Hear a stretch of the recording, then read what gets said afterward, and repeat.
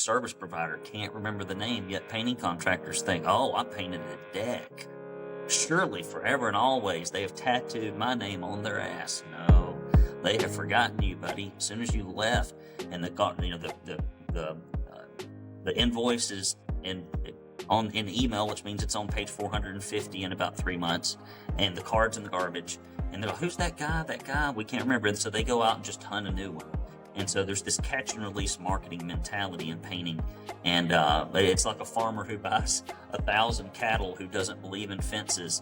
And then at the end of the year, he has 5 of them left, and he feels pretty good about it because those are his repeat cattle. And the rest of them have just gone on to other people's farms. And so you've got to put these fences around your clients, and you do that through communication.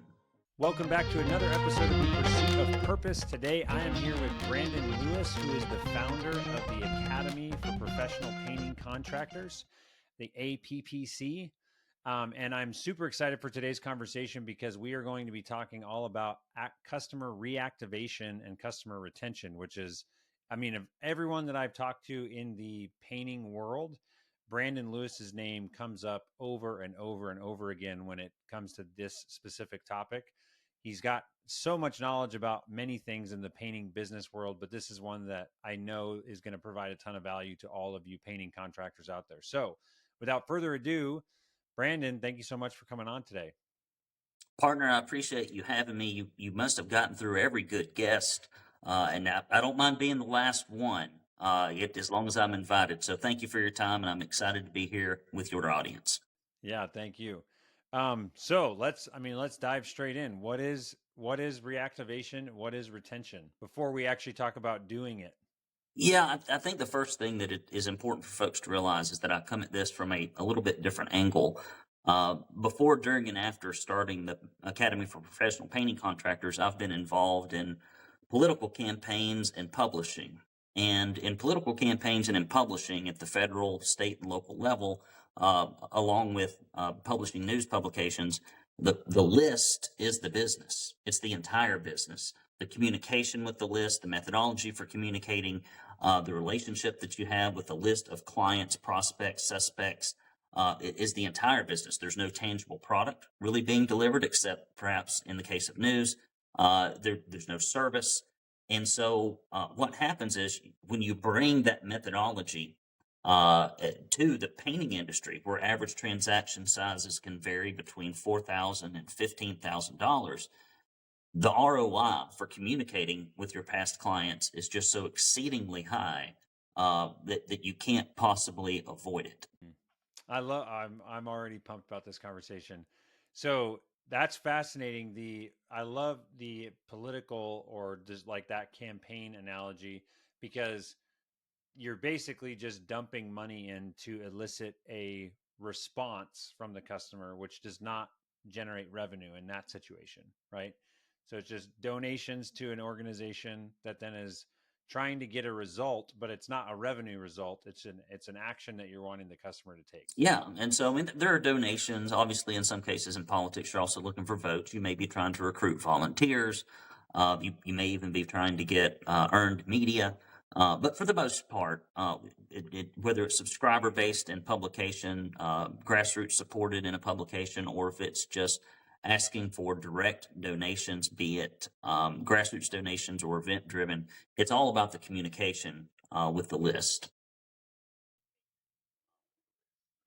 So then moving this into painting, first of all, what was the jump from like your past life to painting? Did you start it? Were you like friends with a painting business owner? Did you start a painting business? What was the thing that got you into the painting world?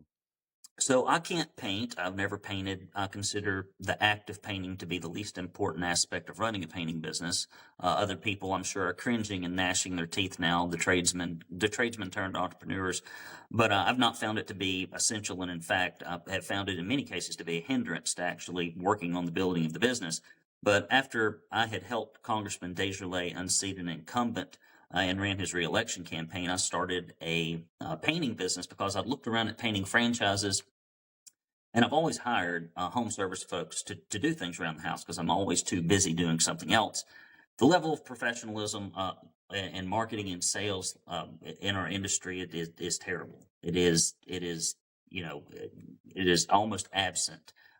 People do the very bare minimum to functionally get a job so that they can paint, and they often ignore becoming serious students or being very good at sales and marketing.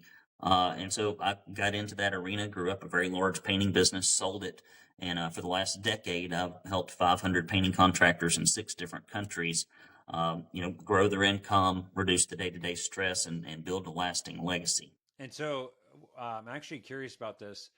So my background is I'm an engineer by education. I got my degree, took my first engineering job in the real world after college, and 6 months into it, I put in my resignation and was like, I can see that guy in the corner office who I'm going to be in 30 years, and he doesn't look very happy, and I'm way too extroverted for this. And so I left, started a marketing company with no business experience. Really what it was a Chris bought a drone because it was back in like 2013. And I was like, I bet I could sell aerial photos. And then that evolved into a marketing company. And after 6 years of running this small business marketing company where I just had to figure out with a bunch of other millennials all the stuff, websites, paid ads, Facebook, Instagram, just everything. We did emails, reviews, like it was just figure it out and then sell those services. So I did that for 6 years. Then I took a marketing director job at a painting company that was fast growing.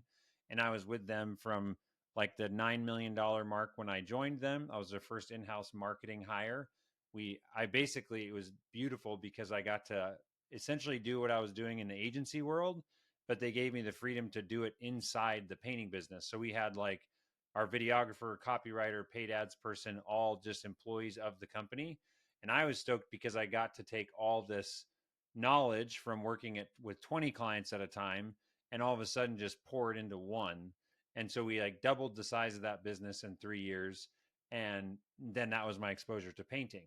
So I'm still very engineering, data driven, and like that's what I'm obsessed with. And now we do automation. So we automate all these processes and trying to just maximize the work that computers can do and minimize the manual data entry, report generation, that type of stuff for painters. So that's context for my question, which is I have debated partly because I'm competitive, but also because I genuinely think it would be a profitable thing of starting my own painting company and just trying to grow the painting company for as another asset, but also because I feel like I know deeply how to run the business, and it seems like it's tempting, you know. Right now we have so much opportunity that I'm like, I'll just keep doing what we're doing now because we're pretty uniquely situated for that. But my direct question for you is, how did you decide, or do you when is it a wise or not wise decision for someone like yourself? Don't worry about me, but with your knowledge, you could run a painting business, but you're choosing to continue to pour into other business owners instead, correct? Well, I'll be honest, as I look at the massive amounts of money that our members make, many of which came to me loaded with debt and losing money to now making, millions of dollars a year, it's damn tempting. And I've bought the domain for the local area up here. One day I may do it again. I don't know, but I really do enjoy the business side, the coaching, the consulting, the building of business systems that are like franchise grade, deploying those. And I get to do it all from the privacy of my office here, right next to my house, in a beautiful environment. And I don't have gobs of employees to manage and deal with, comparatively speaking. Although I do have 7 or 8, but it's just not it's less. And I grew up poor. My dad couldn't read or write. He'd never been to school, in a little sawmill slat house, and so I live in a mansion out in the woods, and I'm almost debt free. We'll be here shortly again, and I don't need much, and so it's unlikely I'm going to go back to painting. But that's always an option. That's always an option. I may do it at some point. Yeah. So that was your exposure. You're now helping all these painting contractors. Let's get back into the reactivation and retention. What is how do you want to tackle this conversation? Well, Is it like let's first talk misconceptions about or before we talk about the methodology. Let's briefly talk about why it's important.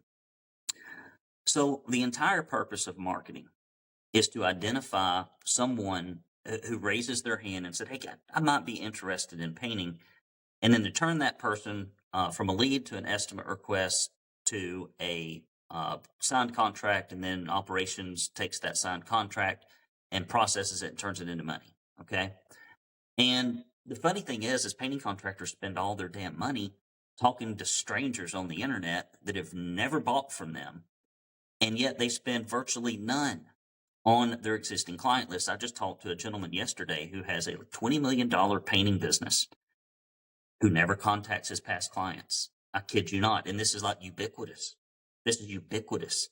This is it's almost all over the place, right? People, I cannot figure out why folks will talk to these people that have not behaviorally done anything that would indicate they want to buy painting services. Yet we've got a pile of hundreds or thousands of people over here, and we never contact them again.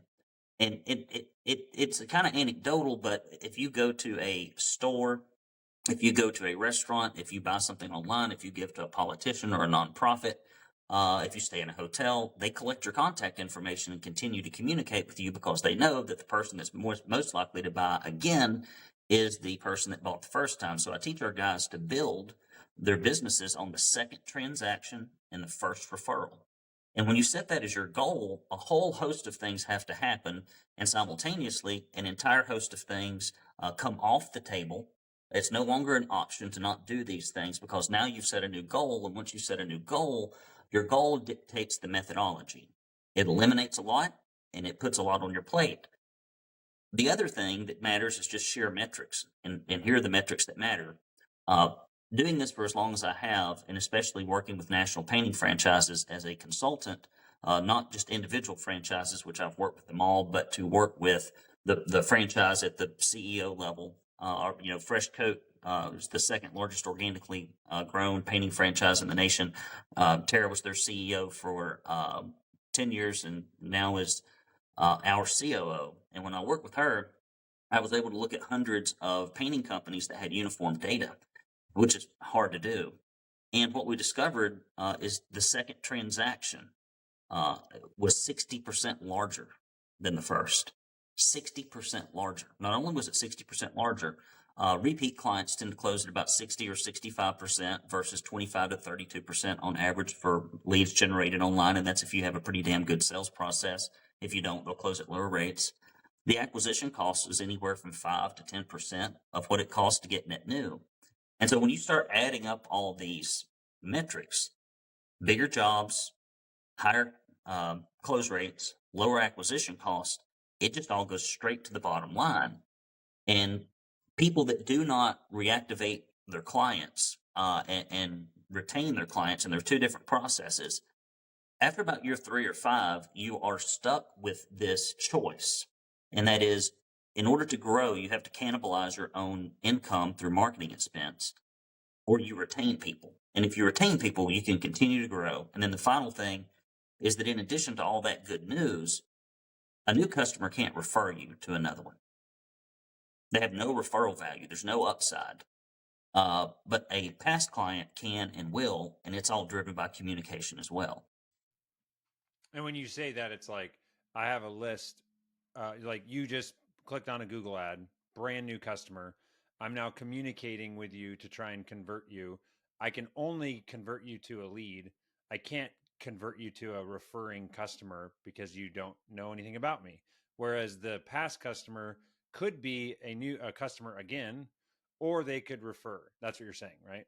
Yeah, you get an upside. So if your average transaction size is 60% larger, let's say that it's $4,000 and times 0.6 is 2,400. So now you're up to $6,400 with past clients, 4,000 for new acquisitions.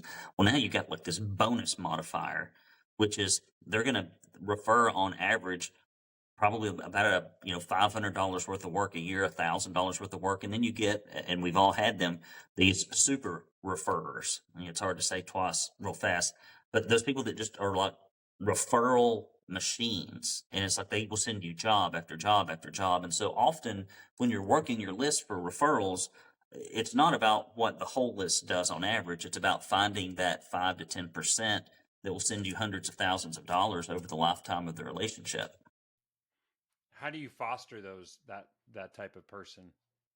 So there are two things. Okay, we'll talk about reactivation first, and then we'll switch gears to retention. And they are completely different, although most painters see them as being the same thing because they've never done this for a living. I've been in this type of marketing arena for 20 years now, and I've spent millions and millions of dollars on marketing budgets in short amount of time on campaigns. And campaigns are crucibles because you can run a painting business or a marketing company and come in 35th or 54th and still make a lot of money and everything's okay. But in politics, if you come in second place, you're fired. You pack all your crap up in a bag, and in 4 years, you can try again. And so that is a huge amount of pressure to get it right the first time or go home a loser. And I've been involved in 13 campaigns and have never lost one, the ones that I've been involved in intimately. And so I take this stuff very seriously. And so what we learned in reactivation, and it's the same as in politics, is that um, you pick an audience of people and you contact them through mail, email, phone, text. If you can possibly do custom audiences and find them online, and in some cases, in the case of like commercial repaints, in-person visits. If the transaction size is large enough and the account's worth enough, you can afford to do that, and it still gives you a huge ROI. And so we have campaigns that are themed. And often when I work with a painting contractor, they've got this massive list of people. They've never communicated with them. We get the list cleaned up and we run them through this acquisition campaign over 30 days where we touch them about 9 to 12 times, given a specific offer. It's usually clever themes, a little outlandish, because you got to get people's attention. Boring corporate drivel does not make people engage with your content, contrary to popular belief. Most painting contractors' content, I kid you not, if you looked at their website and you changed the names and the phone numbers and the website addresses, they could be no different. It's like, we've been in business since 43 AD. We've got 4,000 years of experience, high quality painters. You can trust. It's like the same old crap, right? And so we take a different approach. And what we find is, I've seen these campaigns generate $250,000, $300,000, $400,000 worth of business in a 60-day period, because you're really just pulling the lever on 1,000 slot machines, and some of them, about 5% or so, are painting like right now. And so your job is to go through that list, reintroduce your customers to your company, and then move on to retention efforts. Mm. So when you say the analogy of the slot machines and the 5%, you're saying that's basically any like I have a list of 1,000 people, past customers. If I were to market to them through email, postcard, phone, text, all the methods that I can, I'm going to get 5% of that list. So 50 people are going to request an estimate. Is that Thereabouts. It's a good rule of thumb. I mean, I've seen it as high as 7 and 10%. The earlier you market to the list, and the less you let that list atrophy, meaning the AMA, the American Marketing Association, did a study way back in the day, and I assume it still holds. And it essentially says that for about every month that you do not communicate with your list, about 10% of it, quote unquote, dies and becomes about as responsive as mailing cold clients or emailing or calling cold clients. And it's a weird thing. You would think that if you had a list and you rarely communicated with them, that they would be happy you didn't bother them, and that they would eventually, they'd be happy to buy from you because you only contacted them infrequently, when instead the exact opposite is true. And so from day one, as soon as that project closes, you have to start the retention process and acclimate that client list to being communicated by you, while there's still this sense of the fact that there's a relationship there that is going to continue, and not with them forgetting who you are, which happens, for some people about 60, 90 days after you buy from them. Do you have any children, Chris? Mm-hmm. 4 kids.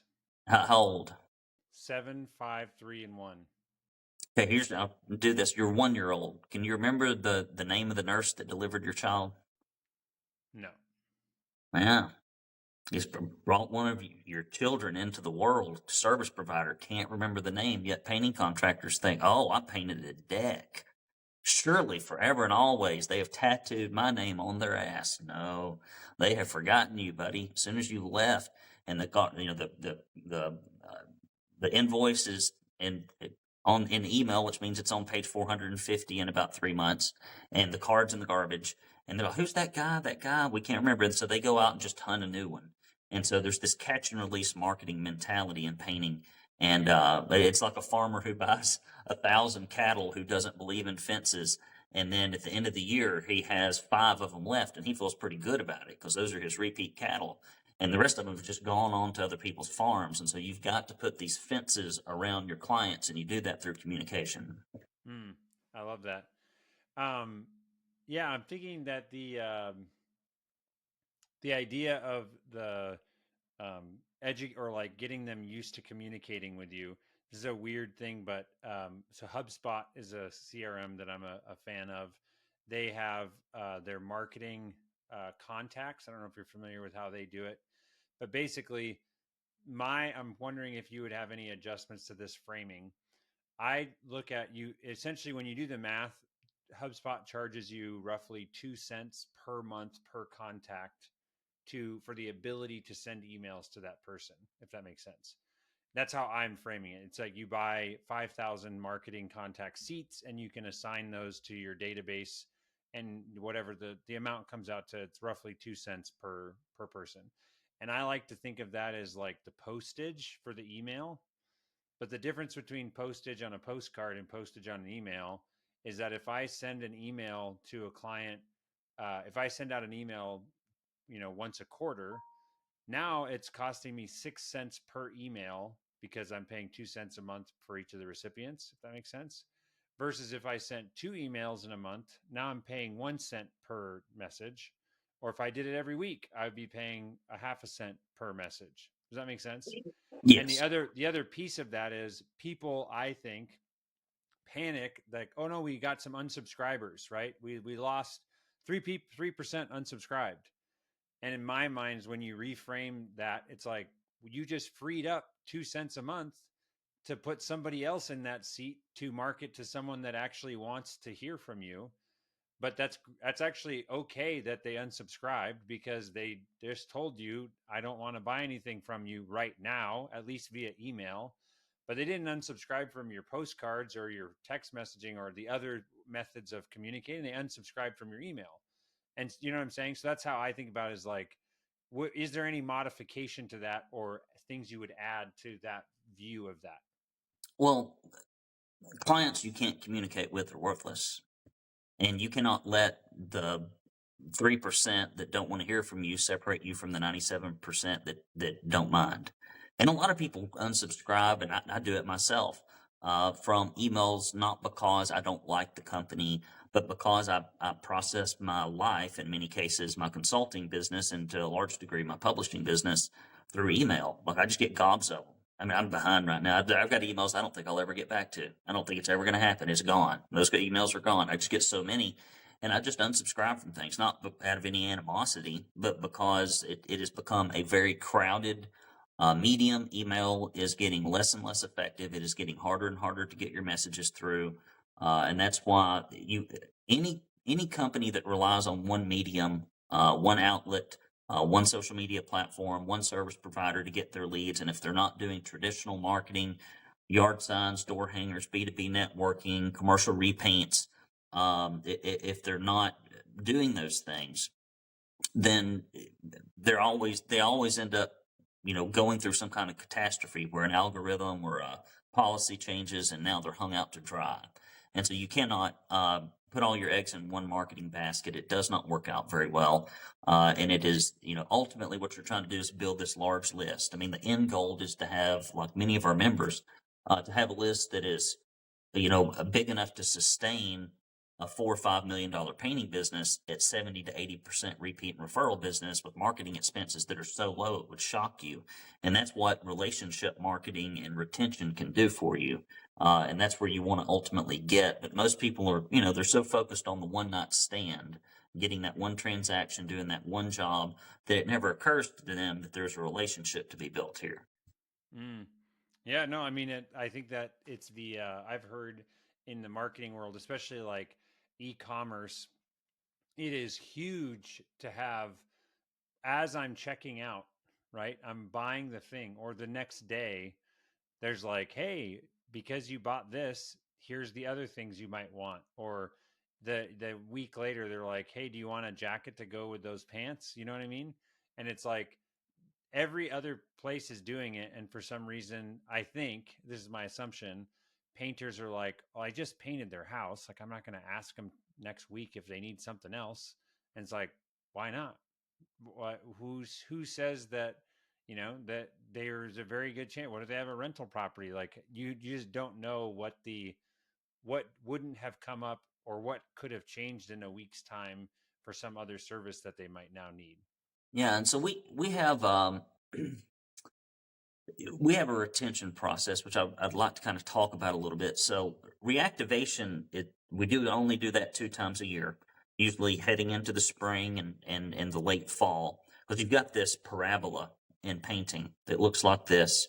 I've looked at the national numbers and I've been able to see them because I've worked with franchises. And so on the tail going toward the peak, we market, and then on the tail going into the winter, we market. And reactivation is like taking from the list. Buy something, buy something, buy something, buy something. The spring is coming, buy something, please. The winter's coming, buy something, please. You cannot treat your clients like a human ATM machine, that you will ruin your list. But in between, we run a newsletter. We call it the At-Home Monthly Newsletter, and it has nothing to do with paint, virtually nothing.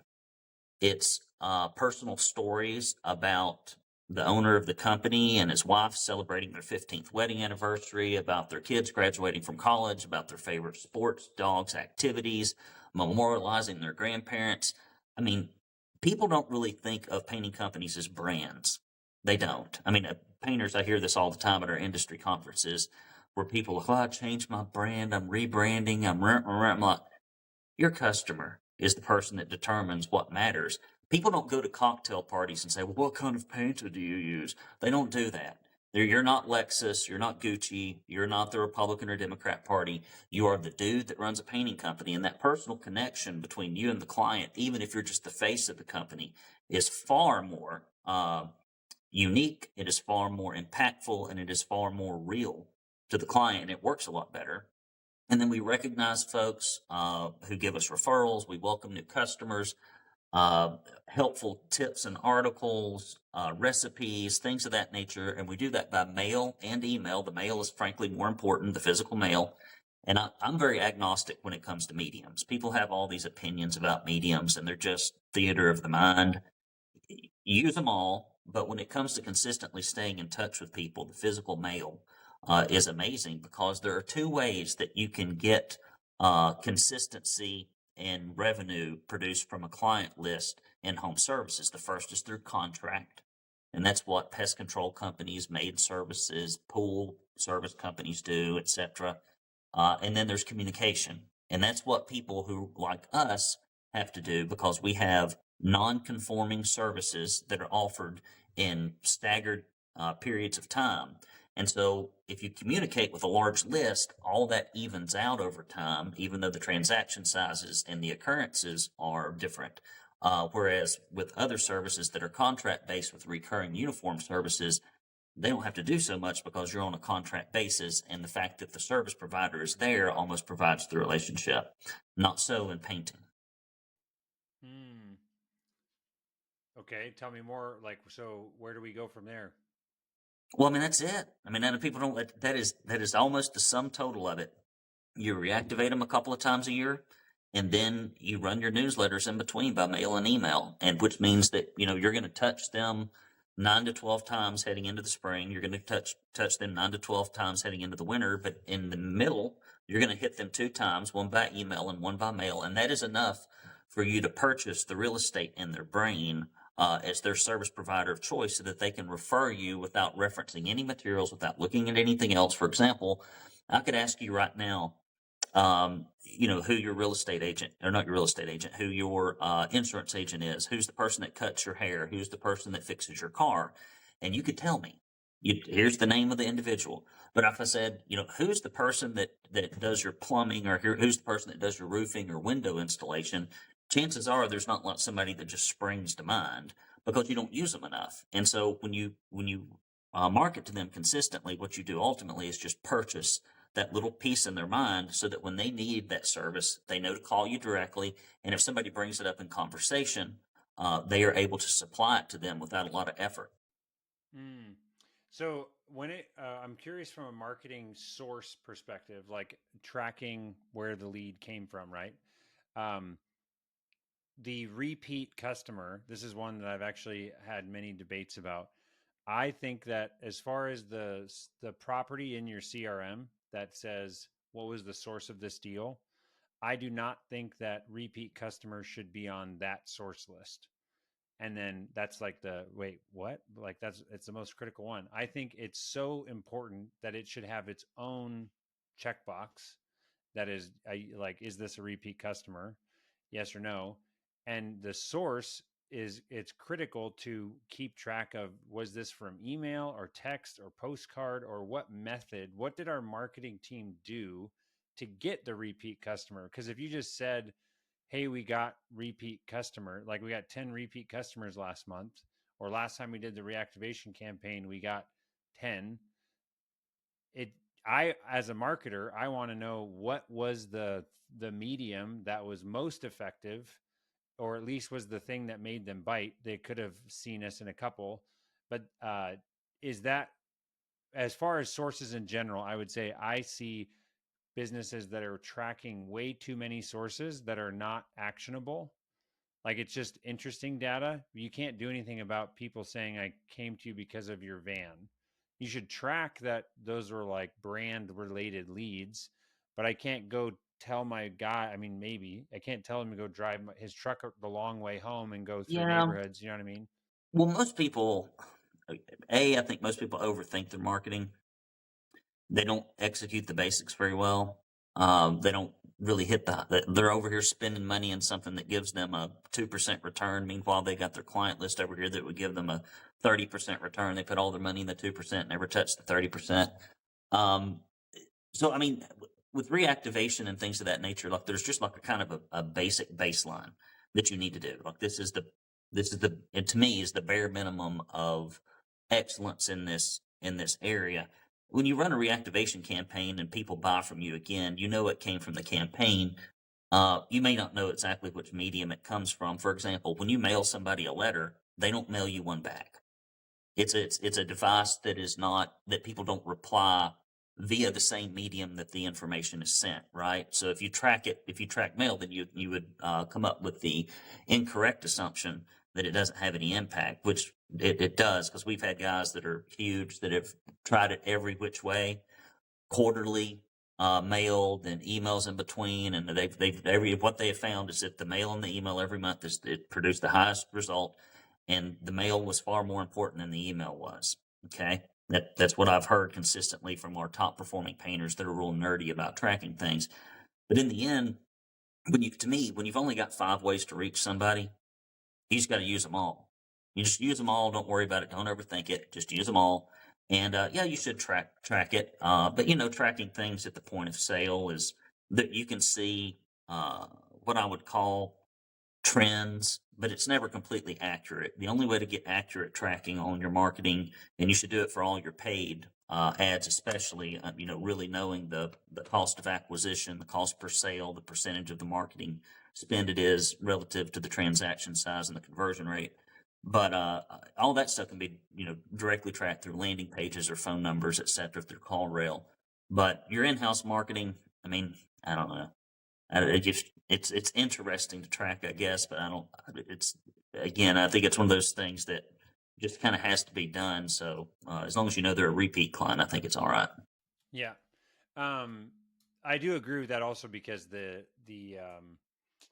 there, I like that you said, this is what I tell people is, if you're tracking, like, for example, I don't think that you should have a source that is van or yard sign or business card. Like, that's way too much detail, because in my opinion, I'm like, what information would you find out that's either positive or negative that would get you Well, to and stop? I would push back on that because I can Well, remember it. let me say this, is that it's my point is, I'm not going to stop wrapping my vans. And if you're not concerned, if you're still questioning whether or not wrapping your vans makes sense, yes, it does. It's the cheapest CPM that you can get.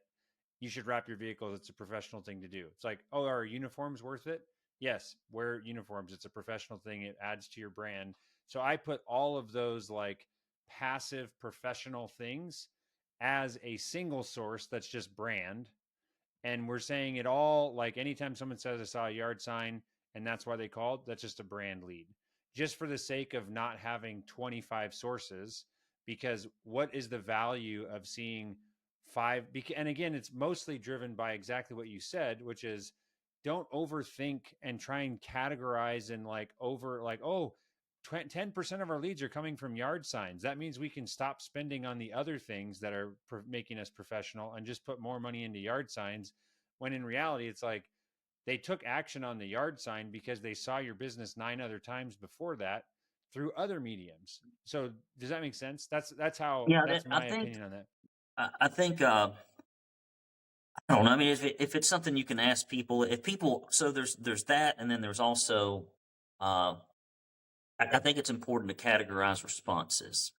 So if someone consistently tells you where something comes from, I would rather have granular data versus different data. And I do believe in catch-alls for random miscellaneous stuff, like things that happen so infrequently that it's not worth its own category. But for example, I think it was last year or the year before, we had a member, it's like $5 or $6 million. And it's amazing. I've been doing this a decade. When they came to me, they were like a struggling fireman, and now they're just, wealthy beyond belief. I love watching my boys grow up.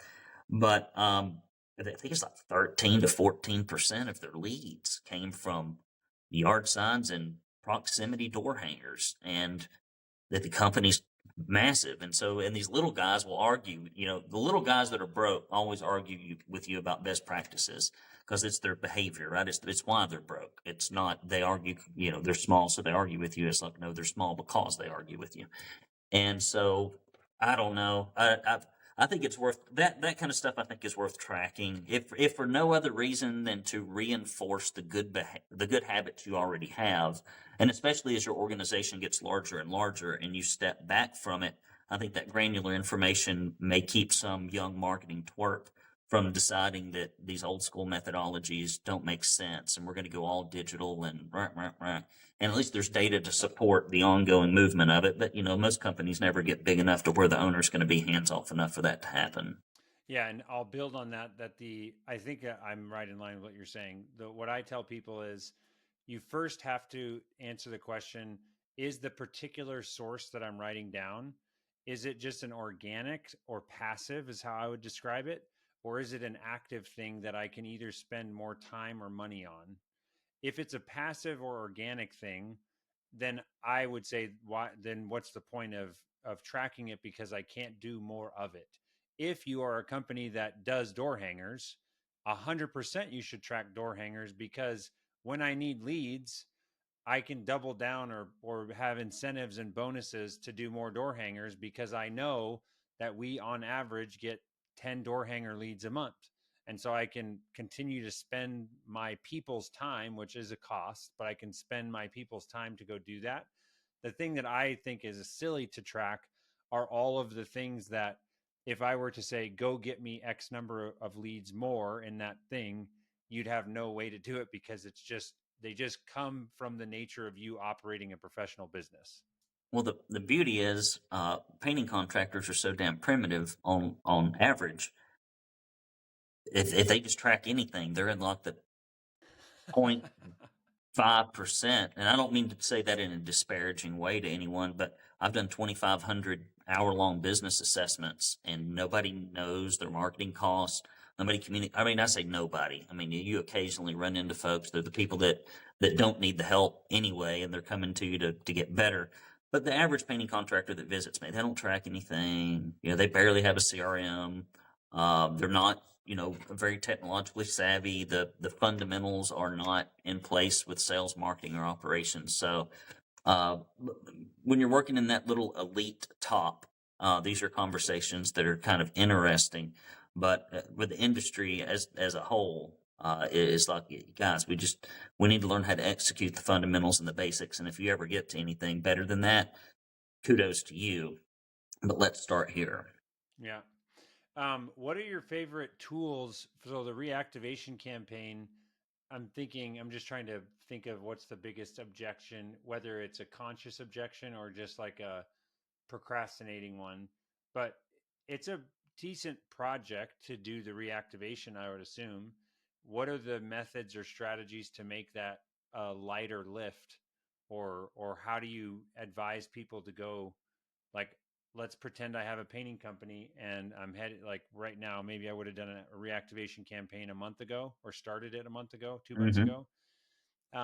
So do I just export my client list and then get their address? Like what's the Well, I mean, efficient way to do that? most people, well, one of the first things I often have to do with people when I help them, and it's just wonderful. They're doing like $300,000-$400,000 worth of business. They got a client list that's 500. It's like they're sitting on more revenue in their list than they produce every year, and through all other avenues.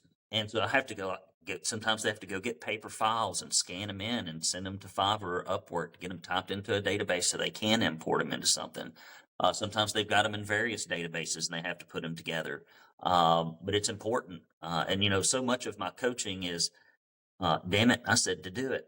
So why don't you just damn do it? Are you paying me just to not do it? Like I just tell them, you're a damn grown man. This is something you need to do. Are you trying to grow your business or not? And then you got various, method or various programs. You have things like Sly Broadcast or Cowboy Drop that do ringless voicemails for folks that don't have the staff to call through their list, although manual calls are more effective. Text messaging platforms like Text Magic, there's a billion of them. There's a billion email platforms.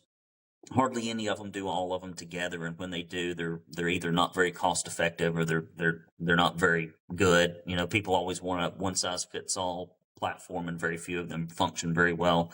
And the bigger they get, the harder they get to operate. And so we write all the copy. Everything's done. Like the letter's written, the email's written, the text is written, the scripts are written. Like your job is just to freaking get this stuff out the door. And so that's one thing that we do in all of our courses, whether it's job costing, production rates, the power paint presentation process, how to conduct a crew meeting, commercial repaints. It's all done, right? It's like franchise grade, take ABC painting out, put your company name and just get this thing out the door. It's been proven to work. You've just got to facilitate the implementation of making the communication reach the client. Mm. Yeah, no, it is. So you're saying that even the good ones, having your data in a CRM, great, but there's not like a tools that you're aware of that fully automate this. It's like a Well, and project for I somebody. will talk about that for just a moment. Number one, if you've got a CRM full of customer data, but you don't ever contact your clients, an equally useful CRM would be to throw them all in the trash. Uh, I mean, people all I got a CRM. Do you communicate with your customers? No. I'm like, wait, you got a communication software platform that you put all your data in, but you don't communicate with your clients. I mean, that's like having a freezer you put food in, but you don't ever eat the food. I mean, like, what's the point of having the freezer? And so that's the first thing. The second thing is this: there's this quest in our industry, and I think a lot of it has to do with folks that don't have a very strong marketing and sales background, and they want everything to be automated, right? Everything be automated in this soul crushing, robot like fashion. And you know what? Consumers hate it. They hate it. It does not make them buy. If they can tell that it is spam spit out by a robot to their phone, to their email box, it's just not compelling or convincing. We sell things in the painting industry that are the cost of a middle class divorce, a new used car, cosmetic surgery. We try to sell it like it's a can of beans on Amazon, and then we're amazed that we get price pushback, that we get lower closing rates, that our list isn't very responsive because we abuse it in this fashion, in this mechanical robot-like fashion, which doesn't work in any industry. But we think it'll work in painting because it's better than nothing. But it's not excellent, right? It's better than nothing. And that's why I believe your sales follow up it needs to be done by a live person that has a vested interest, because people buy from people. Further, you are selling something that is remarkably expensive, but it's also remarkably risky, because in the home services industry, I have a big house. I have people come out all the time, and only about 30% of the time is what they say is going to happen. Does it actually happen? So when you go out and make all these promises, they don't believe you. And so the hand holding, the personal touch, things of that nature is always going to outperform the mechanical automation. If you're going to be lazy and not do it, by all means, automate it. But if you've got the manpower, make it personal whenever possible. Make it personal, because you're just going to get so much more return.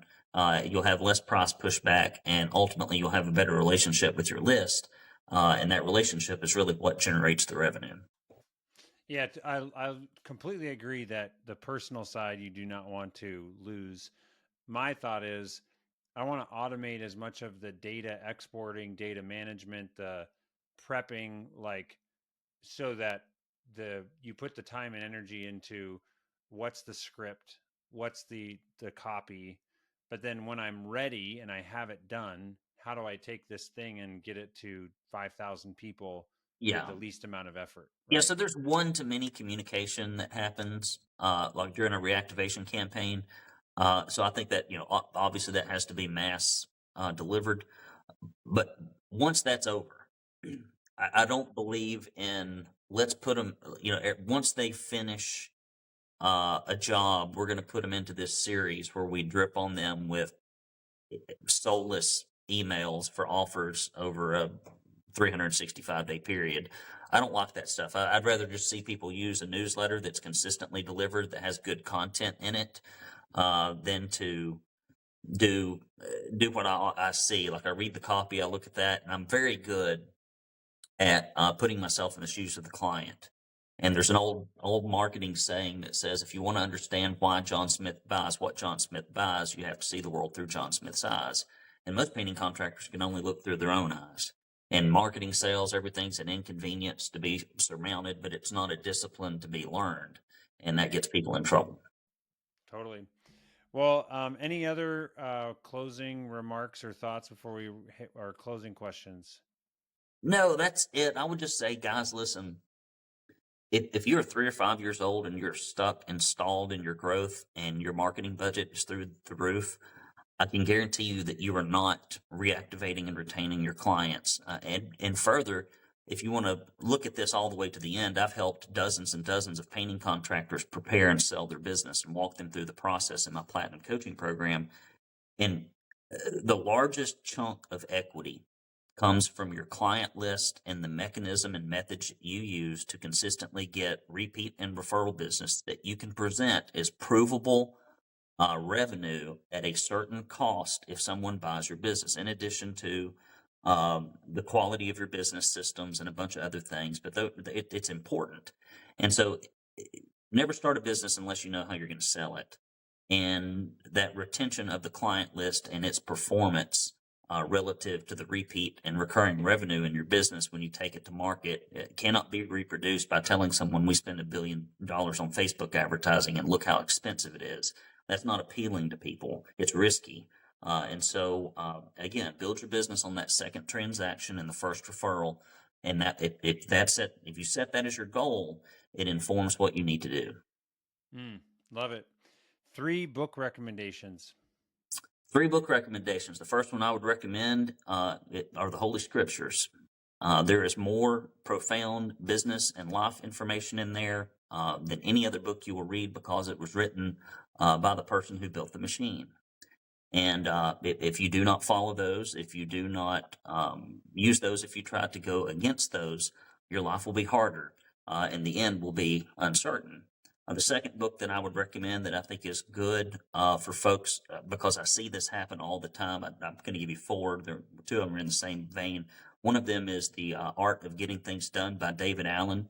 And another one is No BS Time Management by Dan Kennedy. The number one reason I see painting businesses fail is because owners cannot manage their own time.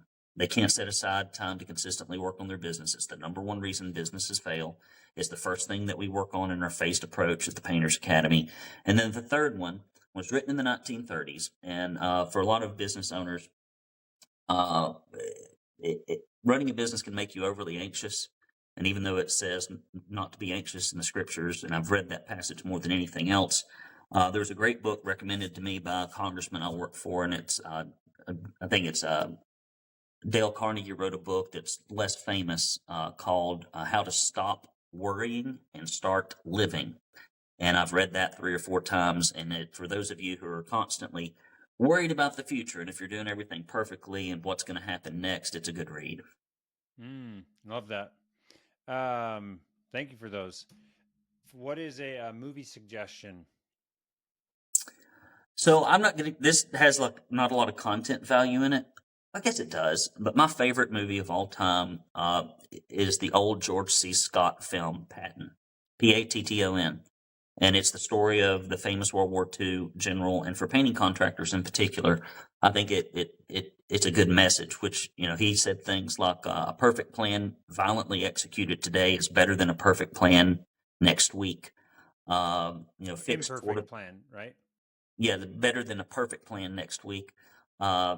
Fixed what is it? Fixed fortifications are monuments to the stupidity of man.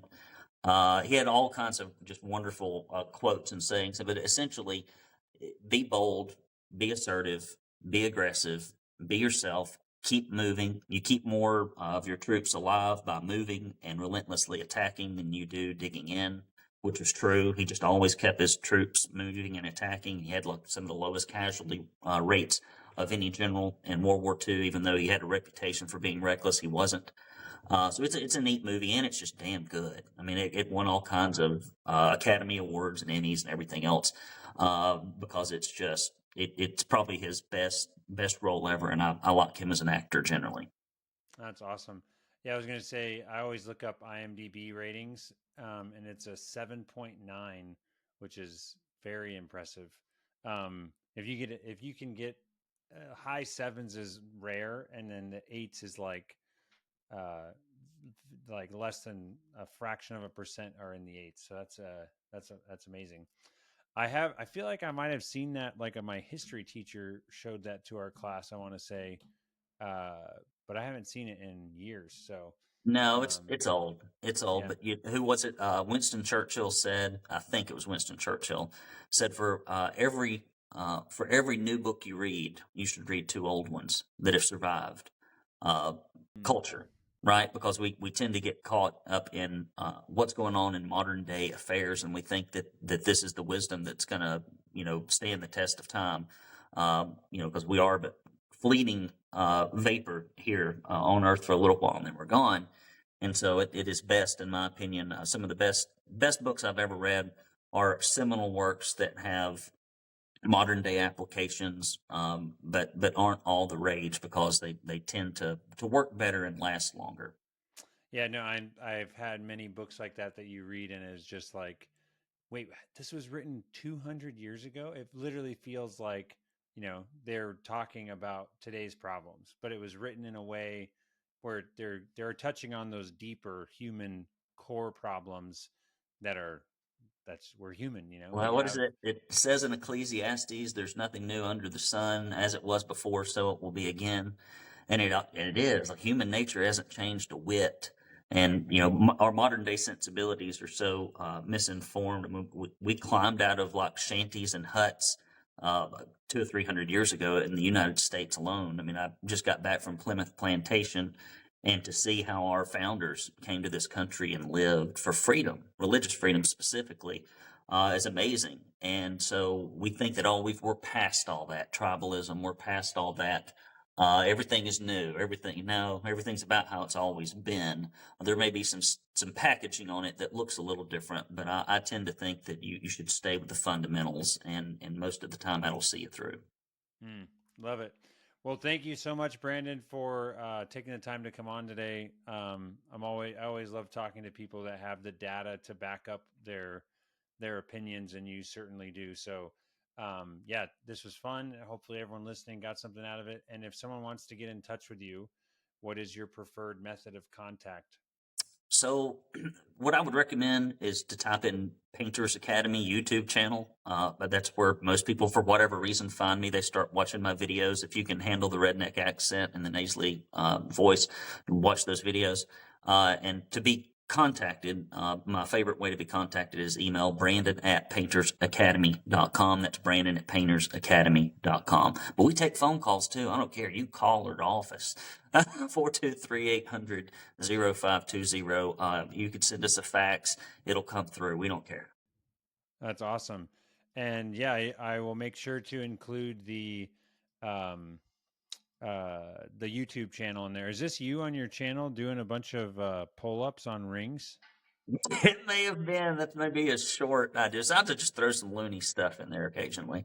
So you even give workout tips. I'm gonna have to start following too. Yeah. If you only got a little bit of time, you get in the gym, do something that'll actually make a difference. Yeah, that's awesome.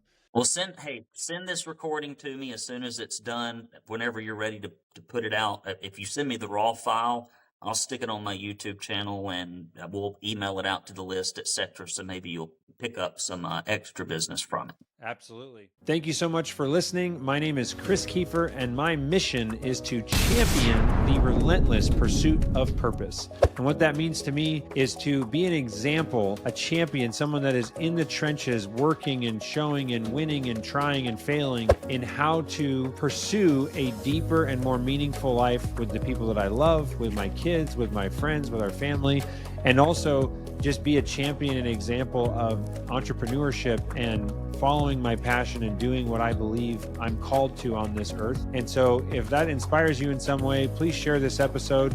If you want, like, subscribe, share, whatever, do all the stuff. It means the world to me to get this message and get these guests that I have out there. And if you're interested in any of the book recommendations or looking up other episodes, the movie list, you can visit my website, chriskiefer.com, for all the details on the show, and also check out the Boolean review software, as well as the Boolean automation consulting company that I own for home service businesses. So thank you so much, and we'll see you on the next episode.